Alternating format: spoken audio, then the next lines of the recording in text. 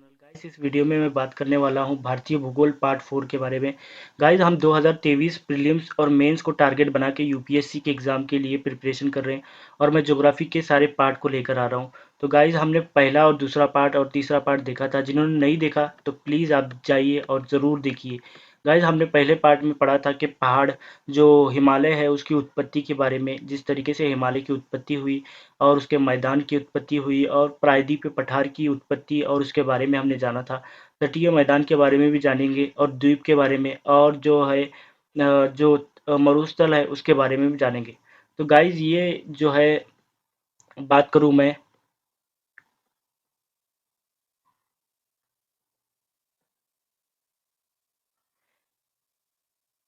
ये जो है भारतीय प्लेट थी जो टेक्टोनिक प्लेट को टकराने के बाद फिर इसके बाद टकराने की वजह से जो प्रायद्वीपीय पठार है इसका इस ये बना प्रायद्वीप पठार। तो हम थोड़ा सा मोटा मोटा जानते हैं, मैं आपको बताता हूँ। जब ये जो प्लेट है ये ऊपर को जा रही थी, ये प्लेट ऊपर जा रही थी, जिस तरीके से जो भारतीय प्लेट है वो ऊपर जा रही थी टेक्टोनिक प्लेट को टकराने के इसमें।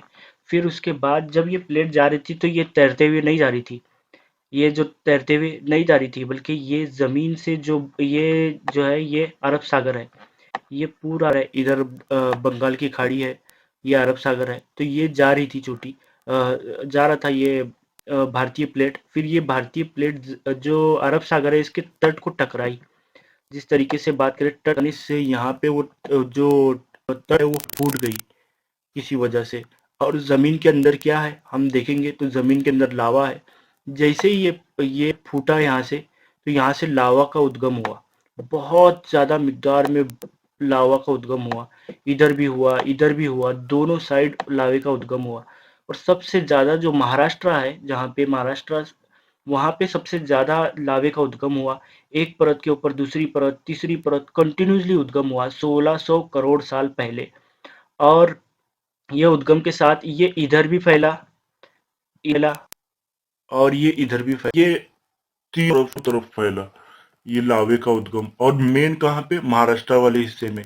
और अगर हम देखेंगे तो यहाँ पे सबसे कम, यहाँ पे थोड़ा थोड़ा सा लावा आया। बाकी देखो ये सारी चीजें हैं। तो इसके ऊपर हम बात करेंगे तो डीप में जो 1600 करोड़ साल पहले जब लावा का उद्गम होने से पहले हम बात करें तो ये भी एक जमीन थी। यहाँ पे बड़े बड़े जानवर थे, बड़े बड़े पेड़ पौधे थे। जिस तरीके से डायनासोर की बात करते हैं वो भी थे, बड़े बड़े जानवर पेड़ पौधे। जब लावे का उद्गम हुआ तो ये सारा लावा इनके ऊपर गिरा, पेड़ पौधों इन सब के ऊपर गिरा। ये सब अंदर दब गए, जिसकी वजह से कई हजारों साल से ये दबे हुए हैं। और ये अब पेट्रोलियम के मार्ग से आ रहे हैं। ज्योग्राफी में कहना है कि अब ये पेट्रोलियम के मार्ग से आ रहे हैं, पेट्रोलियम बनते हैं। ये खनन में जो लोहा अयस्क और जो हमारा कोयला है, ये सारी चीज़ें खनन में जो आती हैं वो कुछ नहीं, वो ज़माने के जो पेड़ पौधे थे जो 1600 करोड़ साल पहले इस लावे के नीचे दब गए थे, तो तब से जाके ये खनन में हुआ। अभी यहाँ पे महाराष्ट्र में खनन नहीं हो सकता क्योंकि यहाँ से लावा निकला कंटिन्यूसली, यहाँ पे परत जर परत ऊपर गिरता गया। तो ये बहुत ही ज़्यादा पथरीली है और यहाँ पे खनन करना मुश्किल है। खनन करना कहाँ आसान है, यहाँ छोटा नागपुर के पठार में, छत्तीसगढ़ के पठार में और ये दंडकर्णीय पठार में, तेलंगाना के पठार में, कर्नाटक के पठार में सोने की खान मिली है, कोयम्बटूर के पठार में। तो इन सारी जगह पे खनन करना आसान है, मगर महाराष्ट्र पे खनन करना मुश्किल है क्योंकि यहाँ पे परत दर परत है। क्या यहाँ पे खनिज नहीं है? यहाँ पे भी खनिज है, मगर ये हाल है कि यहाँ पे जो लावे का और जो ज्वालामुखी का ये पड़ा है ना, जिसकी वजह से वो बिल्कुल भी यहाँ पे खनन किए करने जैसा नहीं है। और ये लावा सिर्फ इधर ही थोड़ी पड़ेगा, इधर भी तो पड़ेगा। इधर भी पड़ा, वो पानी के अंदर पड़ा, तो पानी के अंदर जो मछलियाँ थी वो सारे अंदर उसके नीचे दब गई।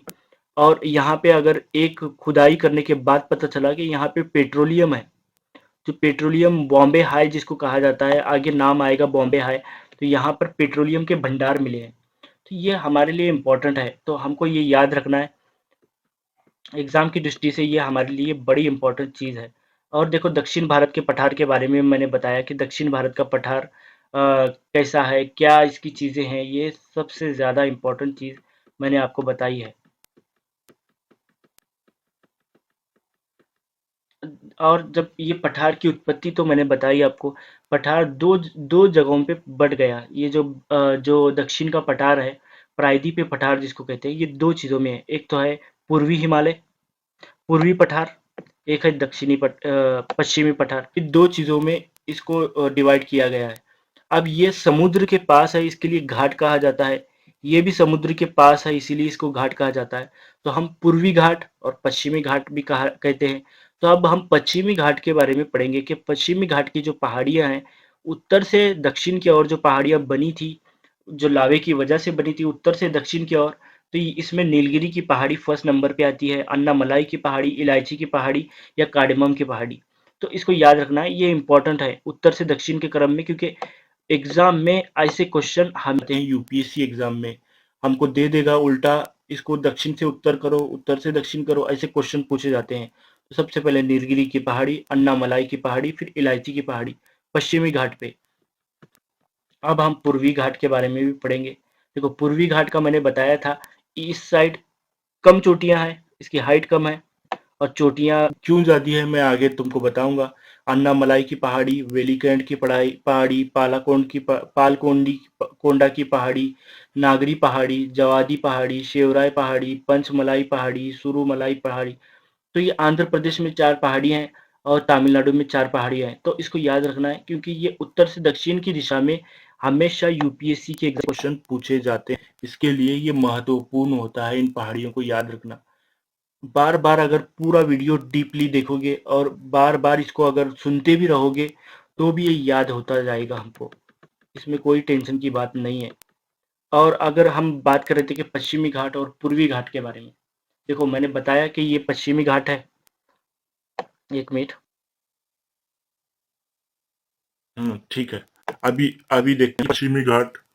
ये पश्चिमी घाट और ये पूर्वी घाट, देखो इसके बारे में हम पढ़ेंगे। पश्चिमी घाट जो है, अब यहाँ से ज्वालामुखी निकली है, सारी ज्वालामुखी यहाँ से निकली है।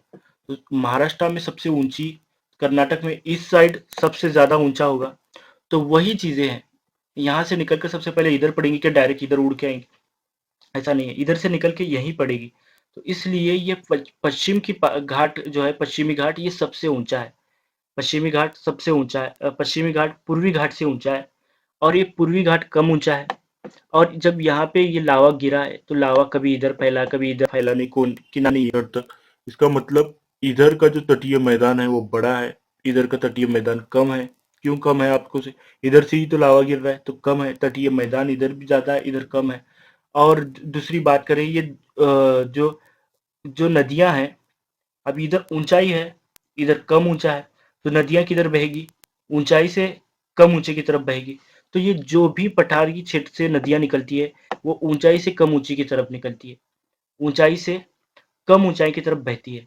तो यही यहाँ पे करती है गोदावरी नदी, कृष्णा नदी, कावेरी नदी, महानदी, तुंगभद्रा, ये सारी नदियां जो है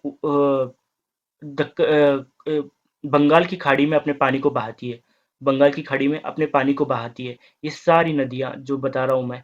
और यहाँ पे जब नदियाँ बहती है सबसे पहले बंगाल की खाड़ी में, तो ये नदियाँ अब यहाँ तक इसकी ढाल खत्म हुई, यहीं पे लेवल पे आ गई नदी, यहाँ से लेवल पे आ गई, यहाँ तक आई, फिर यहाँ से लेवल पे आ गई। अब यहाँ से लेवल पे आने के बाद नदी जो है, अब नदी अलग अलग रास्ते खोजने लगती है, जब उसको सही से रास्ता नहीं मिलता। जब समुद्र में गिरना होता है, तो नदी यहाँ पे बहुत सारे ऐसे रास्ते बनाती है, अलग अलग रास्ते बना के समुद्र में मिलती है। क्यों ऐसे रास्ते बनाती है, क्योंकि इसकी रफ्तार कम होती है, नदी की स्पीड कम होती है और समुद्र में मिलती है। तो इसको कहते हैं डेल्टा, इसको कहते हैं डेल्टा। तो ये जो पूर्वी घाट है, यहाँ पे जितनी भी नदियाँ बहती हैं, जहाँ समुद्र में मिलती है, यहाँ पे डेल्टा का निर्माण कराती हैं। यहाँ गंगा का सबसे बड़ा डेल्टा है, यहाँ पे गोदावरी का डेल्टा है, कृष्णा नदी का डेल्टा है, या कावेरी नदी का डेल्टा है। तो ये डेल्टा का निर्माण कराती है। और अगर यहाँ पे सिर्फ 2-3 नदियाँ ही ऐसी है जो अपना पानी अरब सागर में गिराती है, खंबात की खाड़ी में गिराती है। एक नर्मदा है, एक ताप्ती है, सतपुड़ा और इसके बीच में से नदी, और इसके बीच में से एक निकलने वाली, ये 2 नदियाँ नर्मदा और ताप्ती नदियाँ हैं, जो खंबात की खाड़ी में अपने पानी को गिराती है। क्यों? क्योंकि आप देखो ये विंध्याचल पर्वत है, यहाँ पे मैकाल पर्वत है ऐसे, ये यहाँ पे अजंता पर्वत है, यहाँ सतपुड़ा पर्वत है। इन दोनों के बीच में से भ्रंश से घाटी से होते हुए जो नदी है वो बंगाल की अरब सागर में गिरती है। क्यों अरब सागर में गिरती है? और जब ये गिरती है तो बड़ी रफ्तार से गिरती है, क्योंकि भ्रंश घाटी से चल रही है, मतलब बहुत ज्यादा इसकी रफ्तार होती है। और जब ये पानी में गिरती है, जब कोई नदी पानी में जब लेवल पे होता है तो डेल्टा का निर्माण करती है। मगर जब नदी ऊपर से गिर रही है, मतलब यहाँ से नदी ऐसे है नदी, तो यहाँ पे एक निर्माण होती है, गड्ढे का निर्माण, जिसको ज्वारमुख कहते हैं। ज्वारमुख का निर्माण करके फिर नदी समुद्र में मिलती है। तो ज्वारमुख का निर्माण करके समुद्र में मिलती है, जिसकी वजह से इसको ज्वारमुख कहते हैं। पश्चिमी घाट में जो नदियां आपने बनाती है उसको ज्वारमुख कहते हैं। तो नदियां जो गिरती है यहाँ पे डेल्टा बनाती है, यहाँ पे ज्वारमुख बनाती है। तो इसको याद रखना है, ये एग्जाम में पूछते हैं। और जब वर्षा होती है, वर्षा जब बरसात होती है तो ये मानसूनी हवाएं आती हैं। मानसूनी हवाएं, ये मानसूनी हवाएं पश्चिमी घाट पे सबसे ज्यादा बारिश कराती है। इसीलिए ये जो है हॉटस्पॉट में माना जाता है। हॉटस्पॉट किसको कहते हैं पता है? हॉटस्पॉट उसको कहते हैं जहाँ पे सबसे ज्यादा जैव विविधता हो, अलग अलग तरह के पेड़ पौधे, अलग अलग तरह के जानवर, अलग अलग तरह के वहाँ पे पत्ते, हर चीज हो। और वहाँ पे बहुत ज्यादा बारिश हो, पानी हो, जिसकी वजह से उसको हॉटस्पॉट करार देता है। जड़ी बूटियों के लिए ये बहुत ही ज्यादा महत्वपूर्ण होती हैं। यहाँ पे अलग अलग किस्म के जानवर, अलग अलग किस्म के सांप सब पाए जाते हैं यहाँ पे। ये हॉटस्पॉट करार देता है। ये जो पश्चिमी घाट है इसको हॉटस्पॉट में करार दिया गया है। और एक हॉटस्पॉट यहाँ पे है जिसको उत्तर पूर्वी घाट का उत्तर पूर्वी पहाड़ियाँ कहते हैं। यहाँ भी सबसे ज्यादा वर्षा होती है, जिसकी वजह से यहाँ भी वो है। और ये सबसे ज्यादा वर्षा की वजह से ये जो हिस्सा है, इस हिस्से में लेटेराइट मिट्टी पाई जाती है। सबसे पहले तो ज्वालामुखी की वजह से काली मिट्टी होती है यहाँ पे अंदर, महाराष्ट्र साइड में अंदर यहाँ पे काली मिट्टी होती है। जो ग्रेनाइट पत्थर के टूट टूट के बारीक होने की वजह से, और ये कंटिन्यूसली बारिश की वजह से यहाँ पे लेटेराइट मिट्टी, इन लेटेराइट मिट्टी की ये खासियत है कि इनमें मसालों की अधिकता होती है।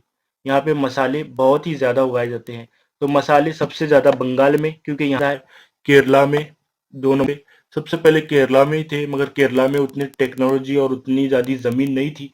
तो इसमें बंगाल अब एक नंबर पे है। बंगाल में सबसे ज्यादा मसाले यहाँ पे उगाए जाते हैं। और दूसरी बात है, ये काली मिट्टी महाराष्ट्र में जो पाई जाती है, ग्रेनाइट जिसको कहा जाता है, तो ये काली मिट्टी में कपास की खेती के लिए सबसे ज्यादा महत्वपूर्ण है। और ये लेटराइट मिट्टी की बात बताएं तो मसाले के लिए और भी सारी चीजों के लिए ज्यादा महत्वपूर्ण है। और पूर्वी घाट की बात करें तो यहाँ कौन सी मिट्टी पाई जाती है? यहाँ पे जलोढ़ मिट्टी पाई जाती है।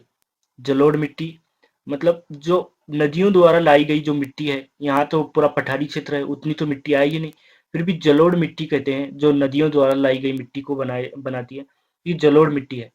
तो इसको याद रखना है, ये महत्वपूर्ण है हमारे लिए। इससे क्वेश्चन पूछे जाते हैं हमेशा। मैंने बताया था पश्चिमी घाट तट से समांतर स्थित, जबकि पूर्वी घाट पूर्वी तट समांतर स्थित है।